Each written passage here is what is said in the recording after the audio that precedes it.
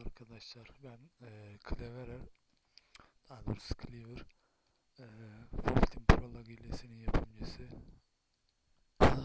Kısacası hilelerimin çoğusuna VT Pro diye adlandırıyorum. Bu ovar.net kendi kişisel internet sitem. Şu anda yapım aşamasındadır.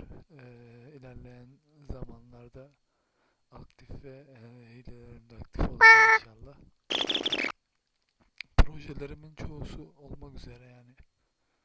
Bitmek üzere. Neyse, lag hilesini hemen bir kısaca tanıtayım. Hile kullanımı hazır. Oyunun tadını çıkar. Burada tamam diyoruz. Crosshair özelliğini ekledim. Zaten lag hilesi hazır şu anda. Bu kısa yolları da ekledim. Hani belki yani işinize yarayabilir.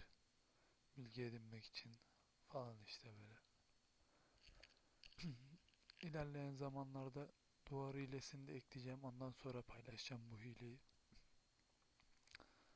Birçok konuda sizlere yardımcı olmaya çalışıyorum. Beni takip etmeye devam edin.